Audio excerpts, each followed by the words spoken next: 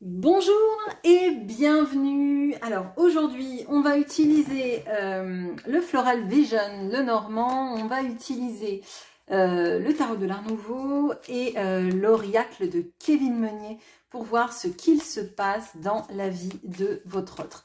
Alors on va le chercher. Alors il y a deux hommes dans le Normand là.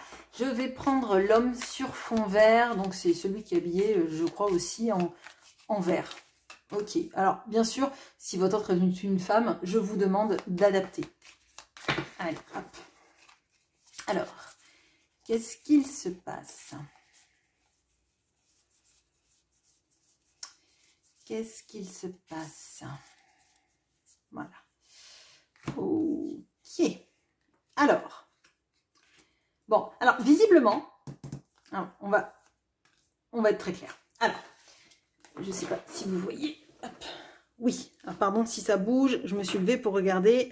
Ok, alors, visiblement, votre autre a voulu communiquer et avancer vers vous. Et visiblement, il a été freiné, il a été tiré par la manche, je dirais, par quelqu'un, potentiellement une femme. Je vous demande d'adapter, hein, c'est peut-être un homme, mais on a cette notion-là. Vous voyez, typiquement, si cette personne, elle est en triangulaire ou qu'elle a une femme extrêmement influente dans sa vie, c'est cette personne qui l'a empêché d'aller vers vous, qui l'a empêché de communiquer avec vous, ou en tout cas, si cette personne a commencé à revenir au contact, on voit très clairement que ça a été coupé dans l'œuf, je dirais. On a la notion de la faux. La faux, c'est un petit peu, moi je le sens comme, vous voyez, comme des menaces, ou en tout cas quelque chose de très pesant sur votre autre. Donc ça ne veut pas forcément dire que cette femme est au courant de votre existence, hein, je ne vais pas vous faire peur ou quoi que ce soit, c'est possible, mais néanmoins on a plutôt cette notion-là de tirer cette personne vers l'arrière, de la rattraper à soi et de l'empêcher surtout d'avancer vers vous, d'avancer vers un renouveau, hein, on a cette notion-là, et surtout vers une communication épanouissante. Ok, qu'est-ce qu'on peut me dire de plus ?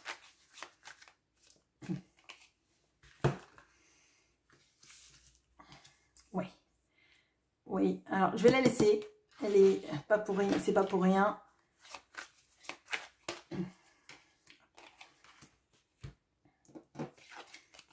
Oui, bon.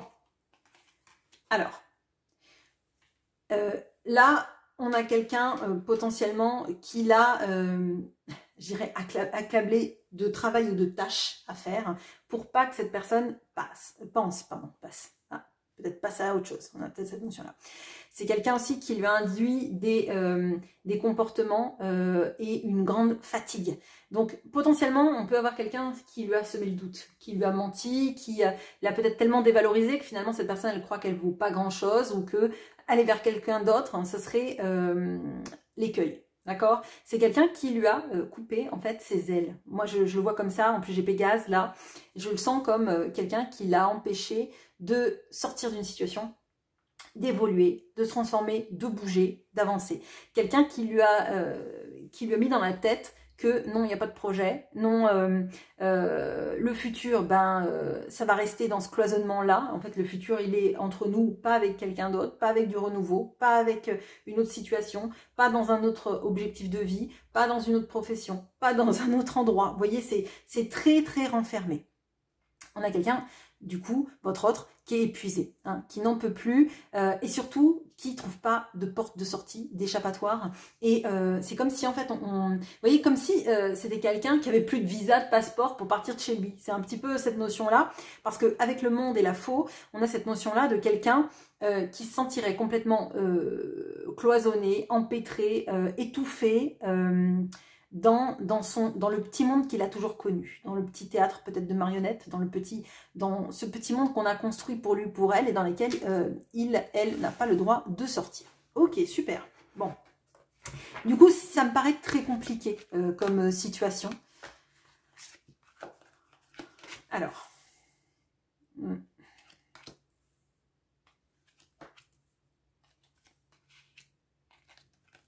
Bon. Alors. Les cartes sont pas droites, mais on va voir ça. Alors, on a la ville, on a le chien, on a la paix, l'entrave et le matin.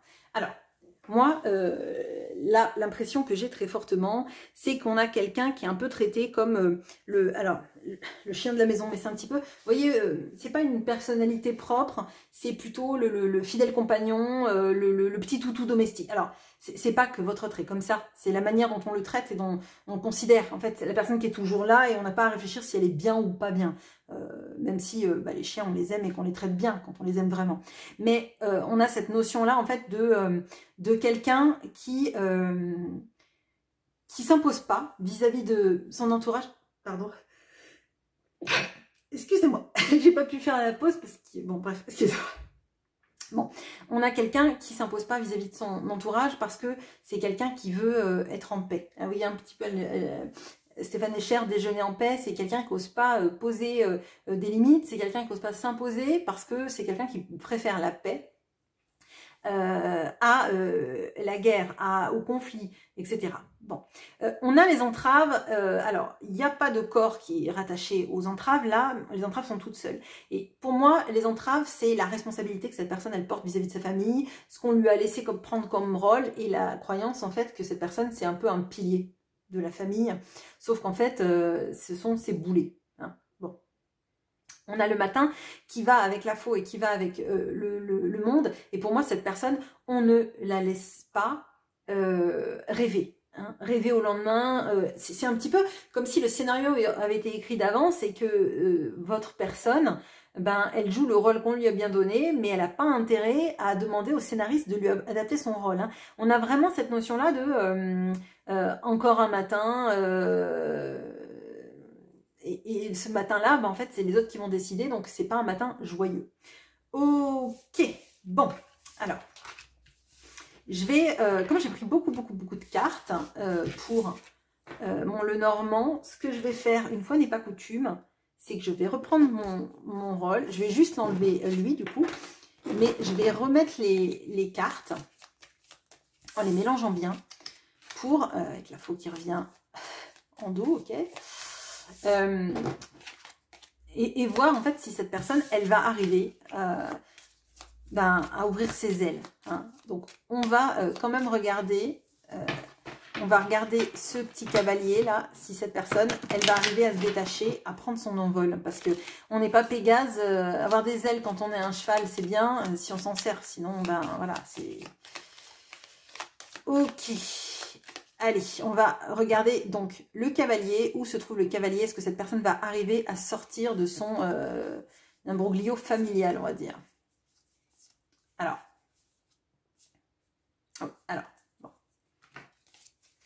Alors, oui, elle va arriver à sortir de son schéma familial, mais il y a quelque chose qu'il va falloir peut-être abandonner. Hein.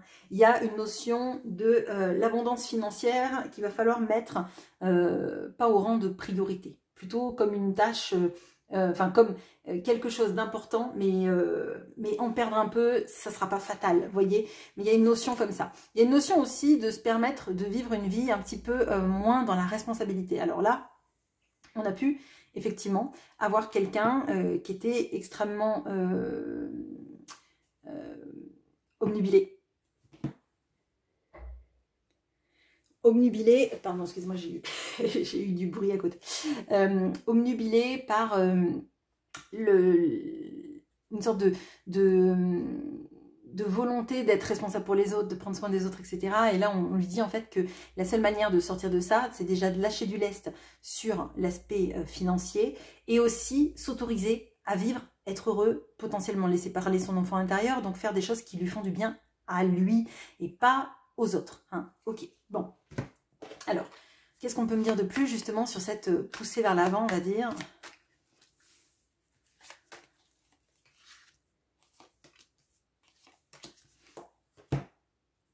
Oui, alors, bon, très clairement, c'est ça. Vous voyez, le 10 de denier, je lis pas les cartes à l'envers normalement, mais alors là, c'est extrêmement parlant parce que c'est sous les poissons. Les poissons, ça va nous parler de l'abondance, entre autres, dans le domaine financier avec le Lenormand. Et là, le 10 de denier est à l'envers. Ça veut dire qu'il faut que cette personne, elle renonce. Elle renonce à peut-être des possessions, à des schémas où, en fait, on l'a entretenu dans l'illusion que la vie, ça repose sur les deniers. Enfin, sur la vie matérielle, c'est ce qui nous nourrit.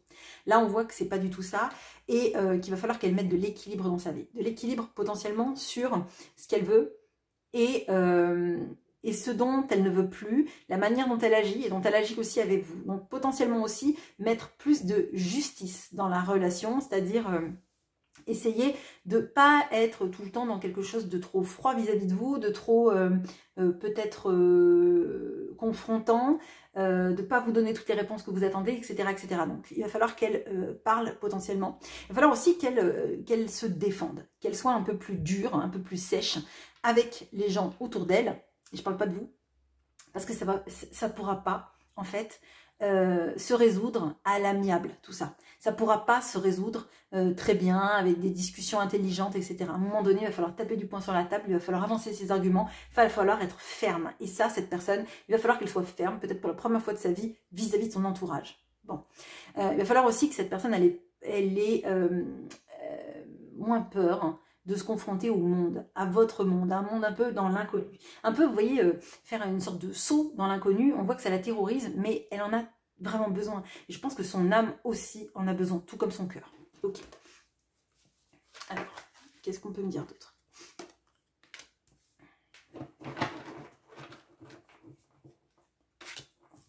Ok.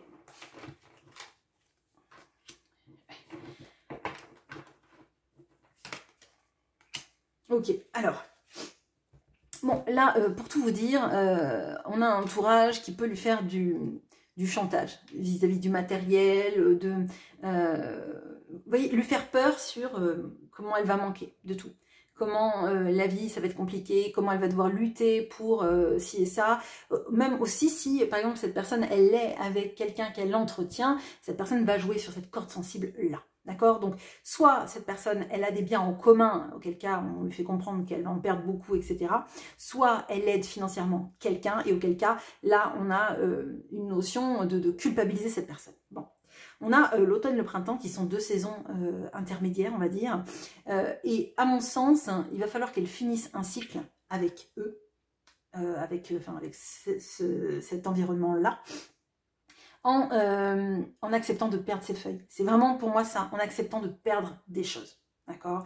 Alors perdre peut-être le regard sur elle parce qu'elle les aide, etc.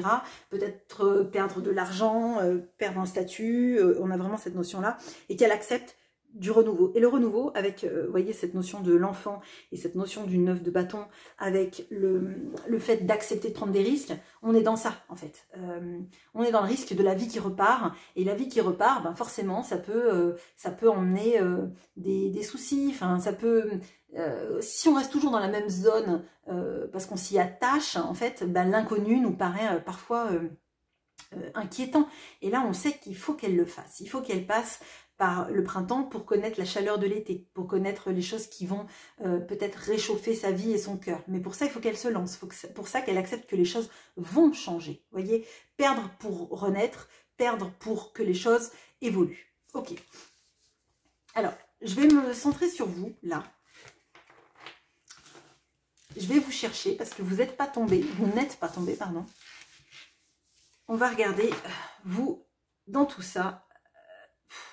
Pardon, hop, non, il est où mon normand? Il est là, bon, il est caché. Bon. Vous, où est-ce que vous êtes là? Dans tout ça, dans son cœur, vous êtes où?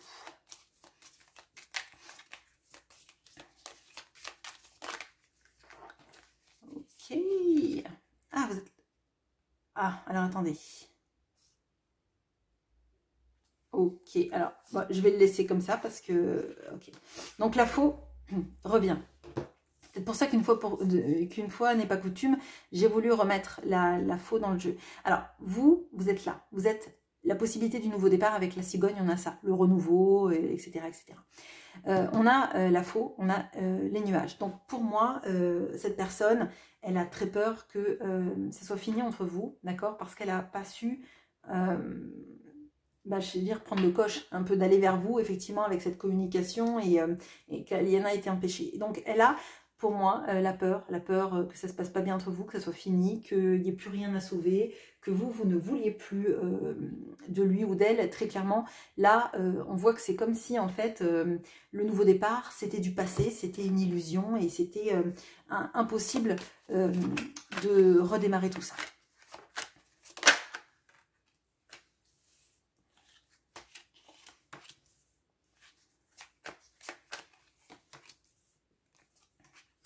Alors, c'est intéressant parce qu'on a la notion... Alors là, on a déjà 2 personnages. C'est intéressant parce que cette personne, elle a l'impression qu'à côté de vous, elle est plus qu'un un petit valet, un petit minot, un petit... quelqu'un de jeune en fait qui a rien à vous apporter. Là peut-être qu'elle se dit que si elle est plus dans sa famille, etc., elle va perdre tellement de biens matériels qu'elle ne sera incapable de vous donner. Bon, je pense que là, on tourne beaucoup autour de ça. Je pense pas que vous, c'est son argent qui vous intéresse, très clairement. Mais plutôt tout ce que vous pourriez vivre ensemble. Bon. On voit que vous avez été quand même une grosse révélation dans sa vie et qu'elle ne peut pas sortir indemne de tout ça. Ça la change, ça la bouleverse, ça la fait bouger, etc.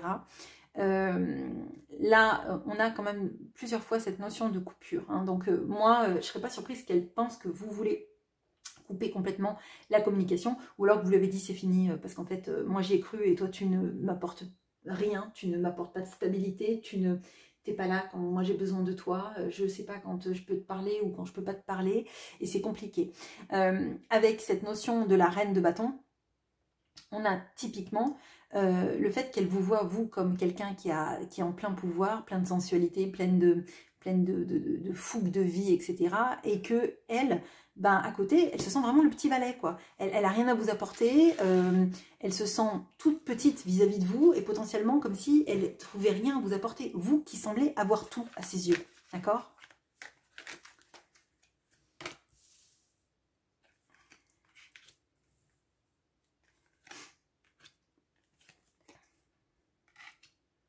Alors, là, pour moi, effectivement, il faut qu'elle prenne les choses en main. Là, il va falloir qu'elle remette du pouvoir dans sa vie, dans ses actions, etc. Parce que sinon, ça ne pourra pas marcher. D'accord ? Vous êtes la seule personne qui avait pris soin d'elle, de qui elle était vraiment, de ce qu'elle voulait, etc. depuis visiblement très longtemps. Un peu comme si vous veilliez sur elle. Mais elle n'a pas toujours été, enfin, même je dirais...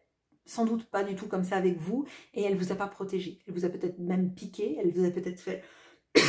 pardon, une sorte de mal inconsciemment. Et là, il va falloir qu'elle change sa manière de faire, sa manière de penser aussi. Parce qu'on voit que... pardon, excusez-moi. Décidément, entre les éternuements et le tout, vous êtes gâtés. On a cette notion de... Il faut qu'elle déconstruise ses peurs. Et aussi, cette sorte de piédestal dans lequel elle vous met. Parce que si elle vous met sur ce piédestal, c'est peut-être parce qu'elle se sent un peu un valet, voyez.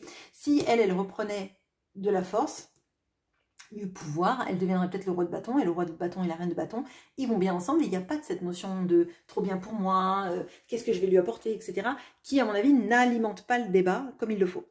Voilà, écoutez, je reste sur ça, je vous retrouve avec grand plaisir en commentaire. À bientôt.